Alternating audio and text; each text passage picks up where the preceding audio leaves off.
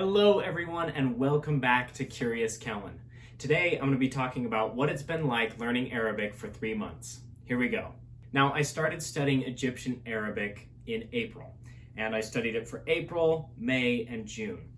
And I wanted to actually go back and look at my first Arabic journal that I filmed on my YouTube channel and go back and rewatch it, and so that you can see my reaction and see just how far I've come learning Egyptian Arabic for just 3 months. I want to go back and see what mistakes I was making back then, how I know how it's different now, how I can correct those mistakes now, just generally looking at how much you can actually learn in 3 months. Now, before this 3-month period, I had studied the Arabic alphabet, and I knew a couple words like I and you, but I hadn't really studied the language. I didn't know how to conjugate verbs. I didn't really know any verbs. Nouns, I didn't know a lot of them. So taking this time for 3 months has really been kind of the only contact that I've had with Egyptian Arabic in my life. So it's the first time on this channel that I've been able to go a full 3 months all the way through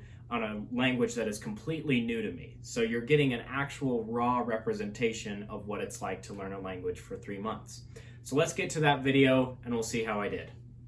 All right, so the first thing I'm noticing about this video is the length. This video is about 2 minutes and 30 seconds long, which is really short for comparing to some of my other language journals. In my more recent Arabic ones, I've been able to talk for about 8 to 10 minutes and really have a full discussion in a way about my day. But just looking here, I can see that I didn't know a whole lot. I was there's a lot of and and times where I'm not speaking at all, just trying to figure out what to say because I have so little to actually talk about. Don't have a large vocabulary. I don't have a super great grasp of the grammar. So let's see how I do in this first video. أهلا وسهلا لكيوريوس كيلن.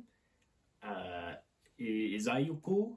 أنا اسمي كيلن. So right there, the first thing I noticed is أهلا وسهلا لكيوريوس Kellen is not correct. I went over this actually with my Arabic teacher. It's supposed to be أهلا وسهلا في Curious Kellen, which essentially it's in English we say welcome to Curious Kellen. Welcome to my channel. In Arabic it's a little bit different, or at least in Egyptian Arabic as far as I know.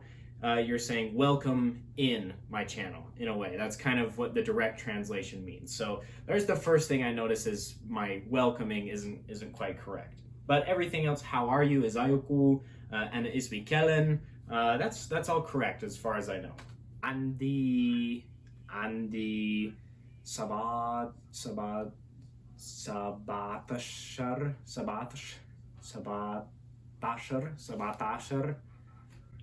So what I just did there is I was really struggling to remember how to say 17, 17, and it's because I didn't actually know very many numbers. I can't remember if by this time I knew 1 to 10, or I can't actually remember if I memorized any numbers at all. So I specifically went in and memorized the number 17 because I wanted to say عندي 17 سنة, which means I'm 17 years old.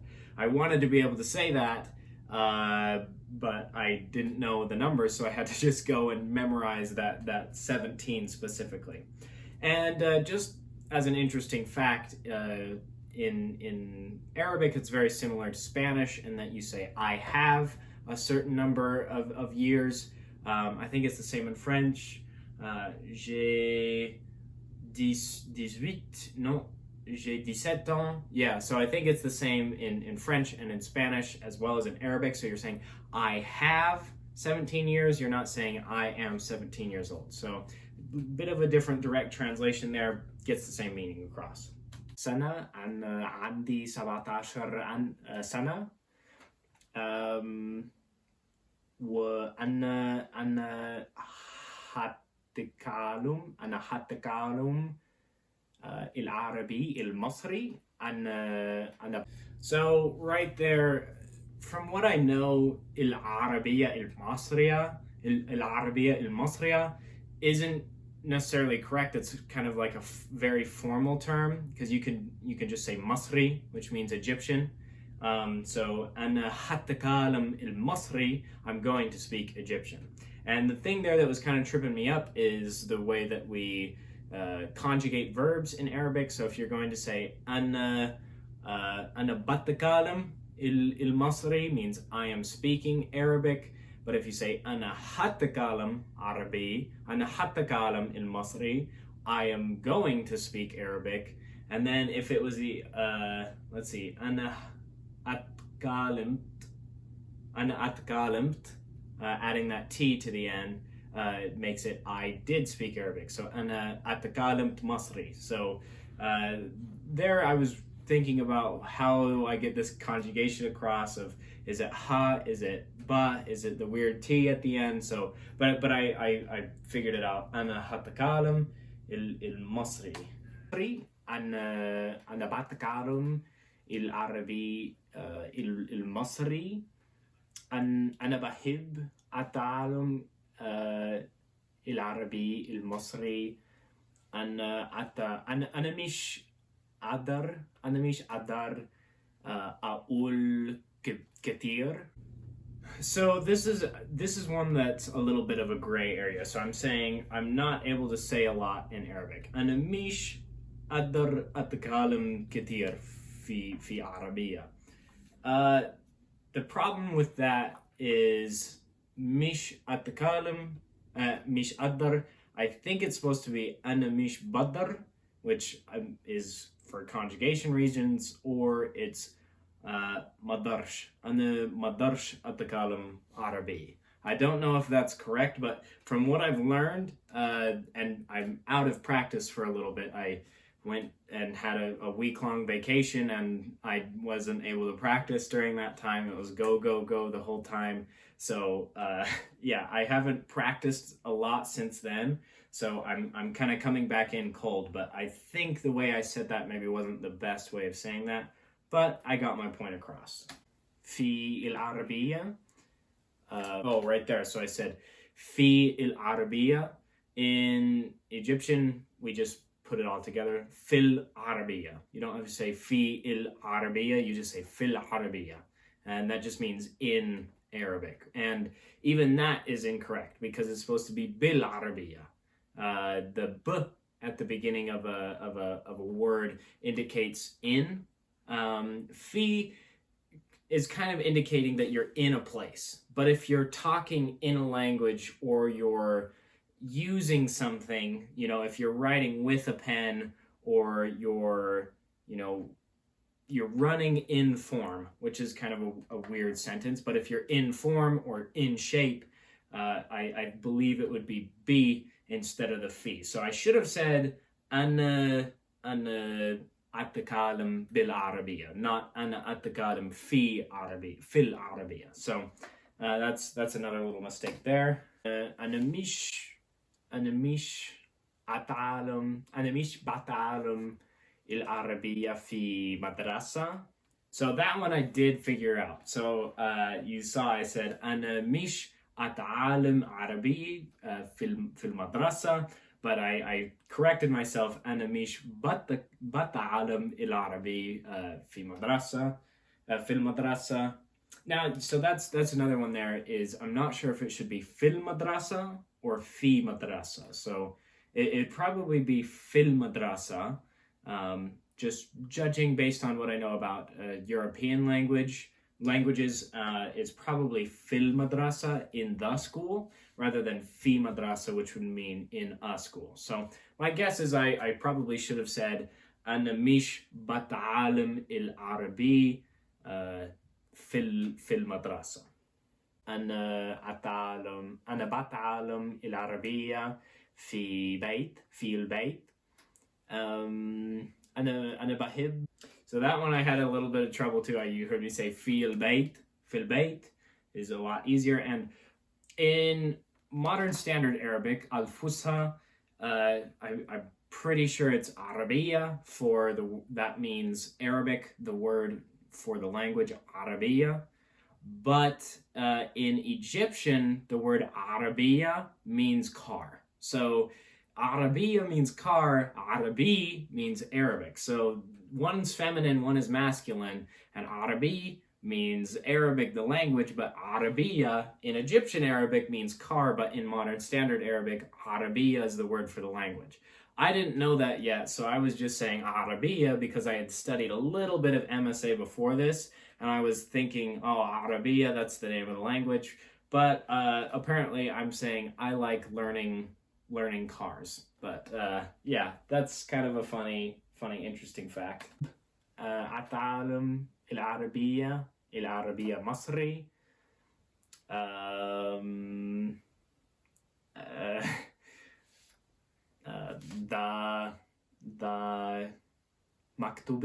دا مكتوبي. So as you can see there, I basically ran out of things to say. I said da maktubi, which means this is my desk. I didn't know what to say, so I know the word for desk, maktub, and I know how to say mine, which actually is a suffix that comes on the end of the word. So maktubi means my desk. So da maktubi, this is my desk. I didn't have anything to say, so I just made something fun up. This is my desk is what came out. أنا مش قادر أقول كتير. أنا مبسوط. علشان أنا. So you can see here I say أنا مبسوط علشان. We typically just say عشان. There's no L there. Alashen. It's just quicker, easier, faster. That's how I say it now. But when I was first learning, I learned the word alashen. So that's something less important because it's simply just making the word shorter, making it easier to say. Alashen, ashen, same meaning, same function. But when you start to get that more fluent speech, it makes more of a difference. أنا مبسوط علشان بتكلم العربية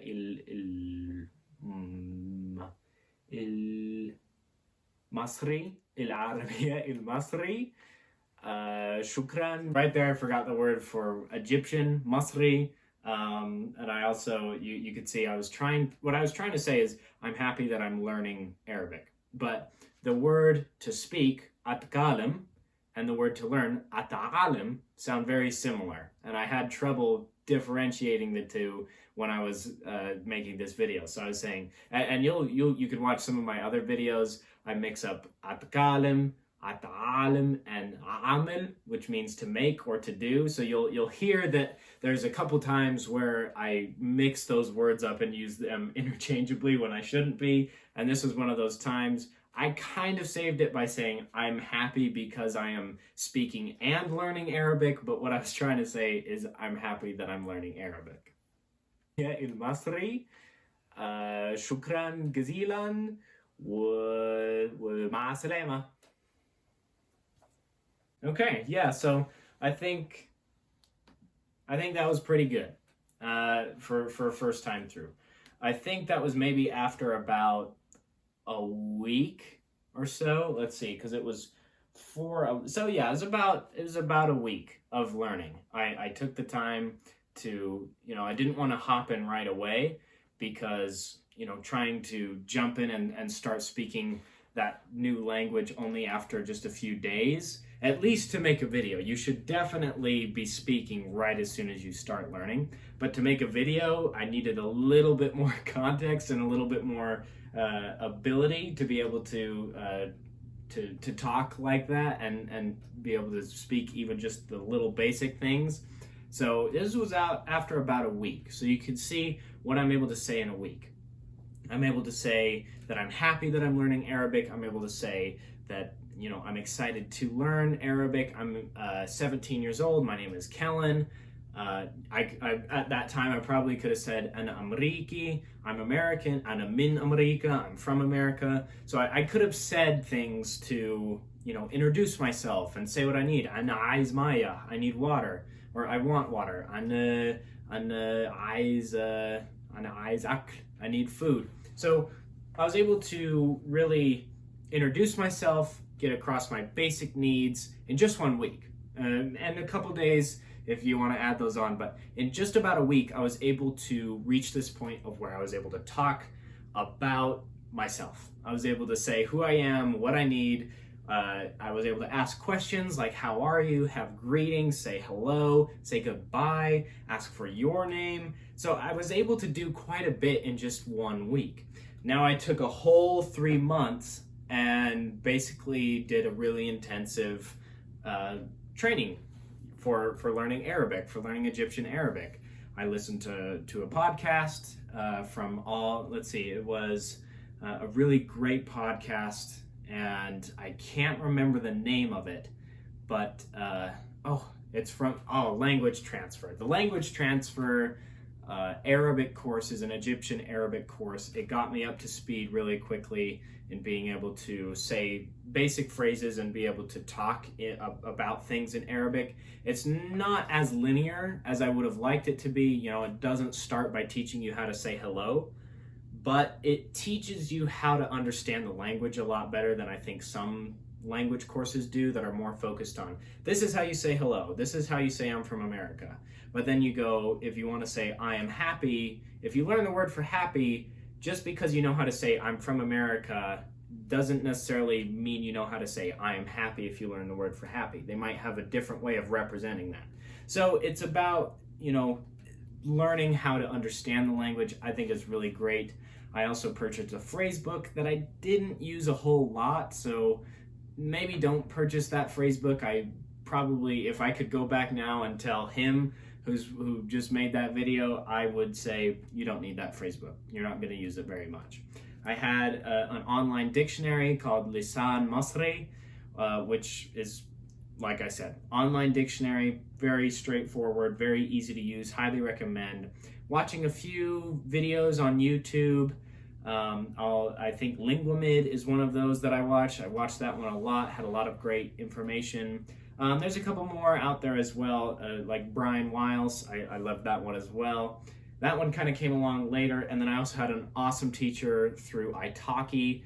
He was very helpful. He actually would go through these videos with me that I made here, and we would go through them together and look at mistakes that I had made and really be able to correct the stuff that I was using in my videos.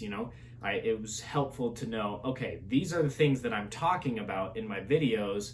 How can I talk about them better? So that was a really awesome experience. But really, you don't need a whole lot to learn a lot. You don't need to spend $500 to get a full-time tutor, to get all the textbooks that you need. You don't need to go crazy. If you put in the work, if you work hard, you're going to end up learning the language. And I made a whole nother video about motivation and what it takes to learn a language. So if you want, go ahead and watch that. I would highly recommend it. I would also highly recommend going and watching my most recent Arabic journal. That one, I was able to talk about a lot more than this video. I think that one's either 8 to 10 minutes long. I'm not exactly sure. But in that one, I'm actually able to have a full-on conversation. I'm actually able to discuss things and hold myself on camera for those 8 to 10 minutes, because it's difficult to do that. When you're in a conversation, you have someone to rely on. You can talk about something. You can ask questions and have them talk back to you. But when you're in front of a camera like this, you just have to keep talking. And I would only do it in one take, and I would do it on the first take. So I never did another take. I never cut anything out. It was just the straight take so that I could really get the practice. Because in a conversation, you don't get to go back and change what you said. So that's what I was trying to replicate by doing these videos, was make an environment where I could practice the language, and not just make a video, but really practice and try and show what I knew in the language in a way that was more genuine than cutting out dead space or trying another take because my dog was barking, which actually happened. My dog was barking super loud, but it's just like real life. If you're at a market trying to buy oranges, you have to try and talk through that distraction if you have cars around and you have other people around. My dog barking was super distracting for me, but I was still here in front of the camera. I still had a video to make. I still had Arabic to speak. So if you are trying to learn a language, I would highly recommend doing something like this, even if it's just for yourself, because now I can go back and actually rewatch all of the videos that I did in Arabic to see, in increments, how much progress I was making each week. So if you want to have that for yourself, make videos like these. Or you can, if you are good at writing and you learn the alphabet really quickly, you can make a journal where you're journaling every night. I did that initially with Arabic, but then I stopped because I wanted to focus more on the speaking aspect of Egyptian Arabic rather than the writing, because with writing, you're generally writing in modern standard Arabic, which isn't the language I was learning. So I was writing in Egyptian Arabic. It was a different alphabet. The thing about learning French and Spanish is I already know the alphabet. They use the same alphabet as us. It's the Latin alphabet. I know how to write my letters. The thing about Arabic is it's a completely different alphabet. It's all written in cursive. There's different forms for each of the letters. So I was really getting tripped up on the writing aspect of it rather than the actual speaking and comprehension. So I actually kind of put that to the side and focused more on making videos like this. So I would highly recommend trying that out. I wish you guys the best of luck in learning whatever language you're learning, and I hope you enjoyed this video. If you did, please subscribe. I've got more videos coming out. I'm actually planning on learning Russian more this summer, so if you enjoy Russian and you want to see what it's like going from start to finish with Russian, you can actually watch my videos and see where I go with that. I'm actually really excited. So yeah, leave a like for this video. Check out some of my other Arabic journals or any other videos I do. And stay curious, and I will see you in the next video.